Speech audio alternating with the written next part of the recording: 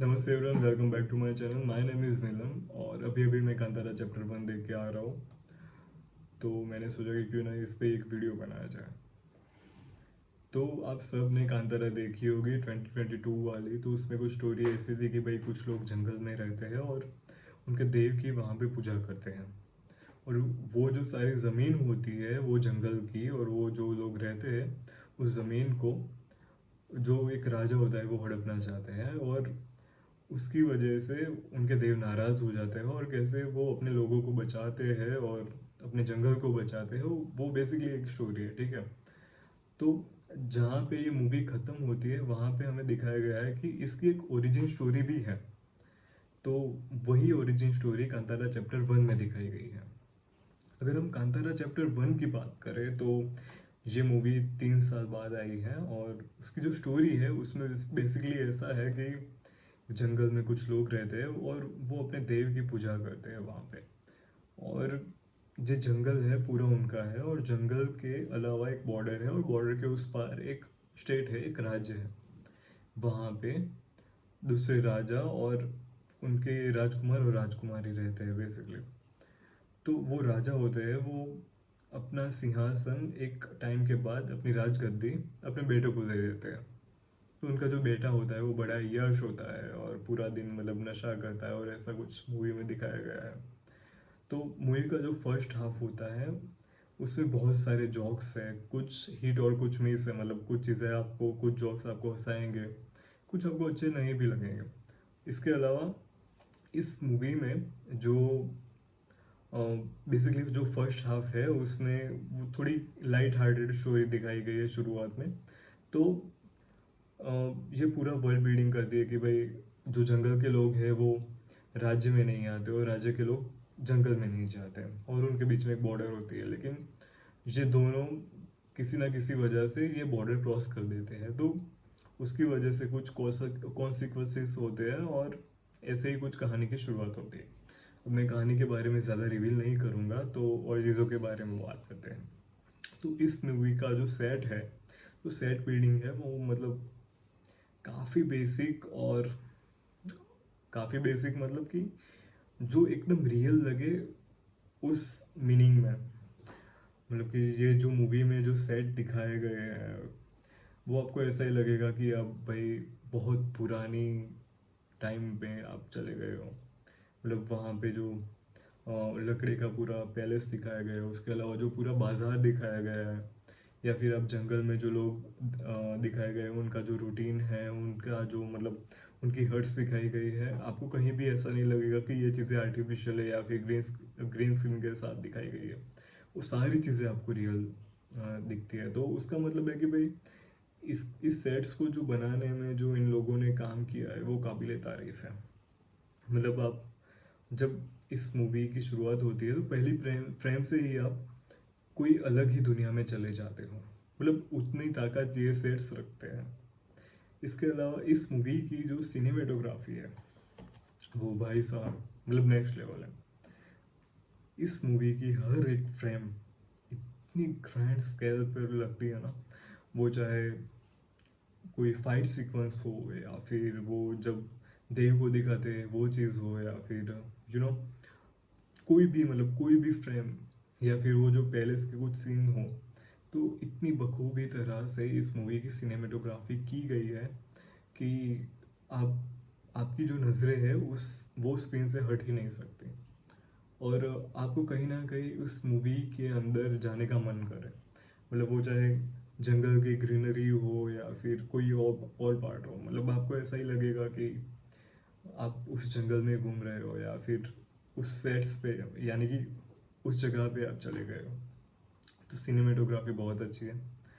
इसके अलावा हम एक्शन सीक्वेंस की बात करें तो बहुत दिनों बाद इंडियन सिनेमा में कोई अच्छी एक्शन सीक्वेंस वाली मूवी आई है।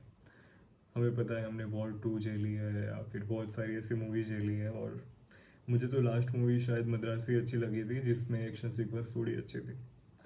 तो मद्रासी के बाद ये मूवी में जो एक्शन सीक्वेंसेस दिखाई गई है वो बहुत ही बढ़िया है। और जैसे कि सुपर हीरो मूवीज़ में होता है मार्वल डीसी में कि भाई सुपर हीरो के पास सुपर पावर्स है तो वो लोगों को उठा के पटक देता है या फिर दूर फेंक देता है, तो उसमें इस मूवी में भी कुछ ऐसा ही है कि मतलब एक्शन सीक्वेंस है, लेकिन आपको ऐसे नहीं लगे कि भाई ये लॉजिक के बाहर है। मतलब हाँ, जो इंसान में देव आते हैं वो ये चीज़ कर सकता है क्योंकि उसमें देव की शक्ति आ जाती है। तो ऐसे ही इस मूवी में दिखाया गया है, लेकिन और ऐसे ही नहीं कि भाई हवा में घुमा दिया, मतलब प्रॉपर एक्शन इस मूवी में दिखाया गया है। वो देव वाला सीक्वेंस भी हो सकता है, उसके अलावा जो लोग लड़ते हैं वो सीक्वेंस भी हो सकता है। तो इस मूवी में जो एक्शन सीक्वेंस है वो बहुत ही अच्छा है, और बाहुबली से तो मतलब 10 गुना बेटर है। तो आप सोच सकते हो कि कितनी अच्छी होगी ये मूवी। तो और चीज़ों के बारे में हम बात करें तो बैकग्राउंड म्यूज़िक, कोई भी मूवी हो उसका जो बैकग्राउंड म्यूज़िक होता है वो उस मूवी में आपको जकड़े रखने के लिए क्रूशियल रोल प्ले करता है। और जैसे कि हमने 2022 वाली कांतारा में देखा था कि उसका मूवी का जो म्यूज़िक था वो बहुत ही ग्रांड था। तो ये उससे भी एक स्टेप ऊपर है, मतलब उसमें हमने ट्रेडिशनल म्यूज़िक देखा था थोड़ा, शहनाई वाला और वो सब, ये उसमें थोड़ा और स्केल को ऊपर लेके गया है। मतलब इस मूवी में जो म्यूज़िक दिखाया गया है ना, कि पहली फ्रेम से लास्ट फ्रेम तक आप म्यूज़िक की वजह से उस मूवी को बहुत ही इत्मीनान से देखोगे। वो चाहे देव की पूजा हो या फिर एक्शन सीक्वेंस हो या फिर कोई और चीज़ें हो, थोड़ी गूज़बम्प्स वाली भी सीक्वेंस है जहाँ पे ये म्यूज़िक ऐसे बढ़ता है ना फ्रेम के साथ कि भाई साहब आप पागल हो जाओगे। और ये म्यूज़िक मुझे लगता है कि मैं ये मूवी को फिर से जब ये रिलीज़ होगी ओटीटी पे तो अपने हेडफोन्स पहन के फिर से ये पूरी मूवी मैं सिर्फ म्यूज़िक की वजह से देखूँगा। तो और चीज़ों के बारे में बात करें तो वो है एक्टिंग। तो इसमें जयराम हो या फिर गुलशन देवैया हो या फिर रुक्मिणी वसंत, सभी की एक्टिंग लाजवाब है। कोई भी कोई भी सीन में या फिर कोई भी सीक्वेंस में ऐसा नहीं लगता कि यहाँ पे किसी की एक्टिंग कम है या फिर थोड़ी ज़्यादा हो सकती थी। मतलब जितनी चाहिए उतनी है, जहाँ पे जितना जिसको रिएक्ट करना चाहिए उतना है। तो वो चीज़ें मुझे काफ़ी अच्छी लगी। और एक्टिंग के बारे में तो और क्या कहूँ मैं। और मुझे एक और चीज़ के बारे में बात करी है और वो है Rishabh Shetty, the man himself. He is an actor, he is a director. मतलब कोई इंसान ये सब इतना ब्रिलियंटली कैसे हो सकता है। वो चाहे मतलब कोई एक्शन सीक्वेंस हो या फिर उसकी उनकी खुद की एक्टिंग हो, भाई साहब मतलब अगर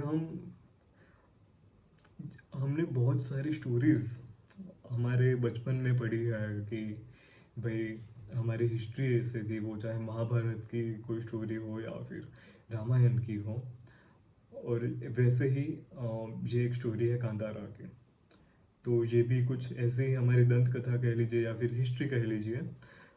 तो ये इंसान ऐसे कैसे सोच सकता है। मतलब ऋषभ शेट्टी ने एक जो पुरानी जो हमारा इतिहास है वो उन्होंने पढ़ा पहले उन्हें, और फिर अपने दिमाग में ये सब सोचा और उसे जो उनके दिमाग में था वही पर्दे पे एग्जीक्यूट किया।